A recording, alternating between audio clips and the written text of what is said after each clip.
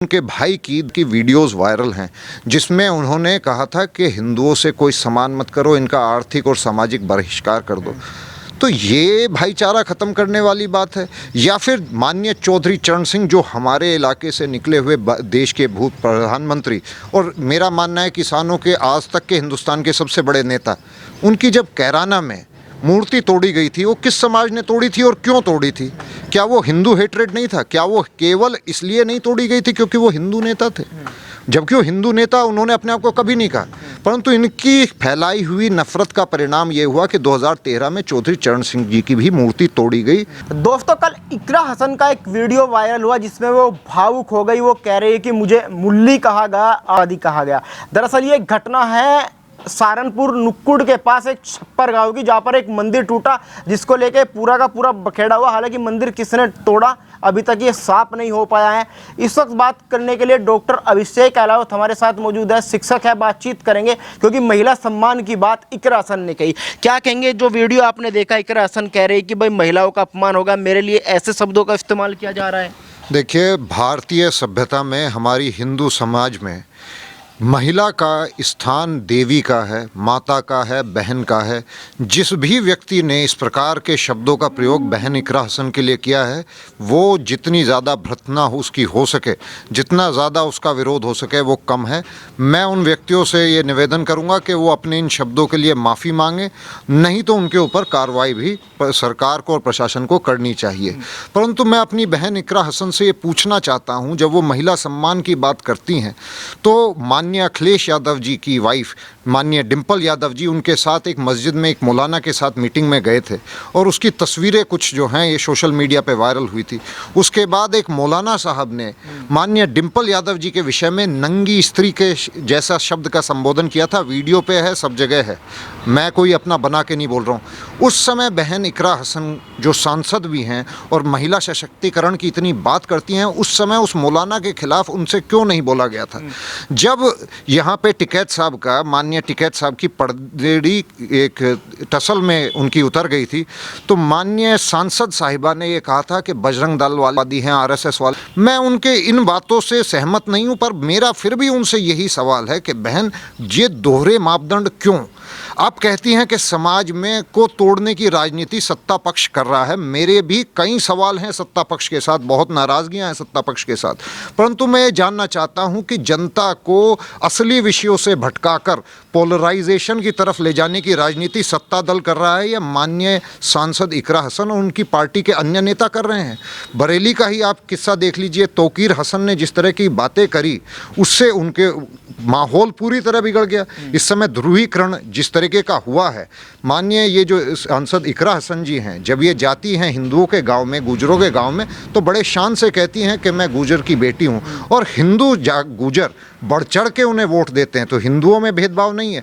परंतु यही बहन इकरा हसन जब मुस्लिम बहुल गांव में जाती हैं तो वो वहाँ पे क्या वक्तव्य देती हैं कि हमारे प्रदेश में इमरजेंसी लगी हुई है और अगर यही चलता रहा तो बांग्लादेश और पाकिस्तान जैसे विद्रोह भारत में भी हो सकता है। मतलब ये किस तरह के विद्रोह की बात कर रहे हैं? बांग्लादेश में विद्रोह के बाद क्या हुआ है वहाँ पे? उन्होंने बयान दिया था जब योगी जी ने कहा कि डेंटिंग पेंटिंग टाइम टाइम पे करनी पड़ती है, तो इकरा हसन ने कहा कि जो जनता है 2027 में योगी को जवाब देगी और पड़ोसी जैसे हालात यहाँ भी हो सकते हैं। तो हमारे पड़ोस में हालात हैं कैसे? जो सो कॉल्ड क्रांति बांग्लादेश में हुई, उसके बाद वहाँ पे हिंदुओं के ऊपर जिस तरह की प्रताड़ना की गई, जिस तरीके से मंदिर तोड़े गए, वहाँ के इस्कॉन के बड़े बड़े पुजारियों को ज़बरदस्ती जेल में डाल दिया गया, क्या वो हमें इस बात की चेतावनी दे रही हैं कि अगर बीजेपी की सरकार यहाँ से जाती है तो क्या उत्तर प्रदेश में भी मठाधीशों को, हिंदुओं को पीटा जाएगा, जेलों में डाला जाएगा?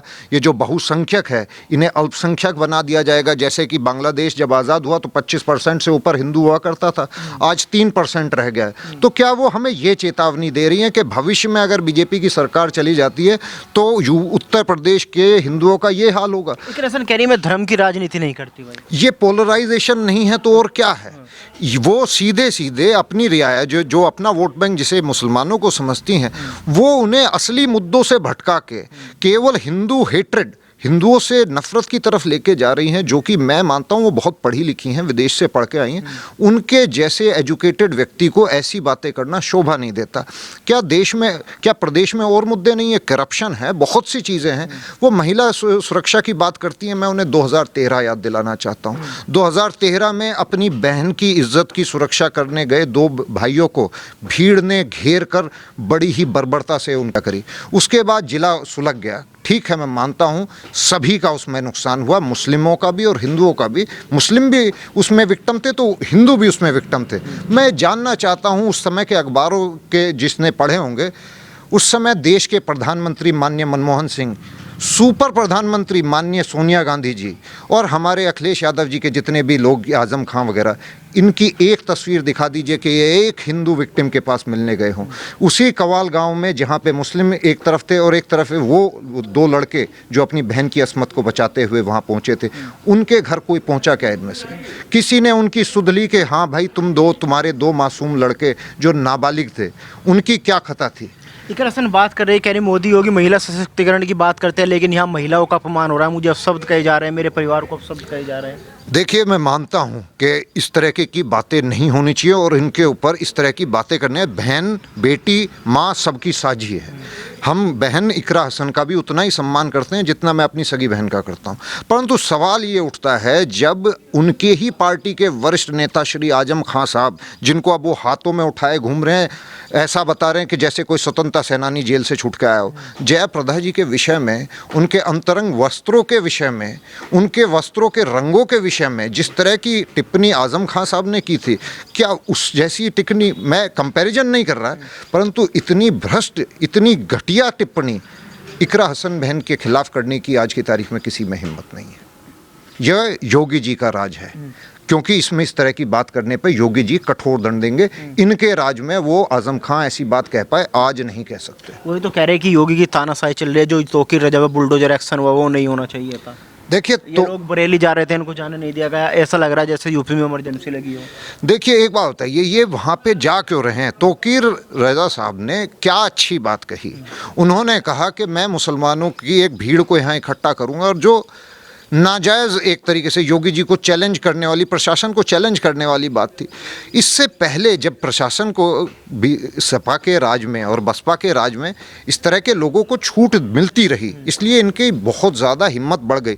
आप कानून को हाथ में लेने की बात करते हैं, जनता को हिंसा के लिए भड़काने की बात करते हैं और उम्मीद ये करते हैं कि एक्शन ना हो। मतलब कानून का राज होना अगर अपराध है तो भैया अपराधों को ही राजा देश बनाना चाहते हैं। मेरे ख्याल से योगी जी की बहुत सी, उनकी सरकार के बहुत से फैसलों से मैं इत्तेफाक नहीं रखता हूं, उनसे नाराज़गी भी रखता हूं, परंतु जिन चीज़ों को हम हाईलाइट कर सकते हैं, उनके खिलाफ जा सकते हैं, बहन इकरा हसन जिन्हें उठा सकती हैं, उनको छोड़ के ये तोकीर, ये जो इस तरह के मौलाना, जिस तरीके से समाज में हिंदू मुस्लिम ब्रदरहुड जो भाईचारा है उसमें जहर घोलने का काम कर रहे हैं। और मैं इन्हें बता देना चाहता हूँ, इसका फ़ायदा केवल और केवल बीजेपी को होगा, क्योंकि मुस्लिम भी अब उतना बेवकूफ़ नहीं रह गया है कि वो इस तरह की बहकावे में आए। इस समय उन्हें अपना विकास दिख रहा है, आगे दिख रहा है, तो इससे बीजेपी को फ़ायदा मेरे को होता नज़र आ रहा है। पर इकरा तो कह रही 2027 में योगी को जवाब दिया जाएगा। भाई, योगी जी को आप कैसा जवाब देना चाहते हैं? आप जिस तरीके से पोलराइजेशन कर रहे हैं समाज में, आप देखिए, आप को लग रहा होगा कि आप मुसलमानों को भड़का के अपना वोट बैंक मजबूत कर रहे हैं, पर आप नहीं समझ रहे उससे हिंदू जनमानस आपसे ज़्यादा पोलराइज हो रहा है। आपके ये जो बयान हैं, ये हिंदुओं के दिमाग में मैसेज भेज रहे हैं कि पाकिस्तान जैसे हालात अगर बीजेपी की सरकार चली जाती है तो ये वादा कर रहे हैं अपने समर्थकों में खड़े होकर कि हम उत्तर प्रदेश में वही हालात बना देंगे जो बांग्लादेश में हुए। बांग्लादेश में क्या हुआ? हिंदुओं का गया। एक तरीके से वही तो हमें चैलेंज है। जब बीजेपी का है, इनके हिसाब से हिंदूवादी एक सरकार है, कौन से मुसलमान को ढूंढा जा रहा है, कौन सी मस्जिद को जबरदस्ती वेंडलाइज किया जा रहा है? देखिए, इकरा हसन जी की अपनी एक प्रसिद्धि है, वो पढ़ी लिखी हैं, बहुत अच्छा उनका परिवार, पुराने परिवार से आती हैं, पर मैं जानना चाहता हूं, उनके भाई की वीडियोस वायरल हैं जिसमें उन्होंने कहा था कि हिंदुओं से कोई सम्मान मत करो, इनका आर्थिक और सामाजिक बहिष्कार कर दो। तो ये भाईचारा ख़त्म करने वाली बात है। या फिर माननीय चौधरी चरण सिंह जो हमारे इलाके से निकले हुए देश के भूत प्रधानमंत्री और मेरा मानना है किसानों के आज तक के हिंदुस्तान के सबसे बड़े नेता, उनकी जब कैराना में मूर्ति तोड़ी गई थी, वो किस समाज ने तोड़ी थी और क्यों तोड़ी थी? क्या वो हिंदू हेट्रेड नहीं था? क्या वो केवल इसलिए नहीं तोड़ी गई थी क्योंकि वो हिंदू नेता थे? जबकि वो हिंदू नेता उन्होंने अपने आप को कभी नहीं कहा, परंतु इनकी फैलाई हुई नफरत का परिणाम ये हुआ कि 2013 में चौधरी चरण सिंह जी की भी मूर्ति तोड़ी गई, क्योंकि इन्होंने कहा कि ये जो दंगा है ये जाटों का और मुसलमानों का है। और चौधरी चरण सिंह इत्तेफाक से जाट बिरादरी से ताल्लुक़ रखते थे। कुछ लोग सोशल मीडिया पे भी कह रहे हैं कि 2027 का चुनाव आ रहा है, इसलिए इकरा हसन ने जो अपनी नौटंकी थी वो शुरू कर दी। देखिए, मैं उनसे इत्तेफाक रखता हूँ इस बात में। मैं मानना चाहूँगा कि जिस तरह की हरकतें हो रही हैं देश की राजनीति में भी और प्रदेश की राजनीति में भी, वो बिल्कुल भी मेरे को आगे सही होती दिखाई नहीं दे रही है। आगे आगे आप देखिएगा इस तरह के ड्रामे और ज़्यादा बढ़ेंगे। उम्मीद की किरण ये है कि बाकी दल, मायावती जी, बसपा, इस समय उन्होंने वापसी की है और वो अपने आप को एक स्ट्रॉन्ग कंटेंडर की तरफ पेश कर रही हैं। तो मेरे को उम्मीद ये है, चूँकि विपक्ष में भी इस समय सत्ता के लिए और विपक्ष में इस समय जनता मजबूर है ये सोचने के लिए कि अगर हम योगी जी से नाराज भी हैं तो वोट दे तो दे किसे?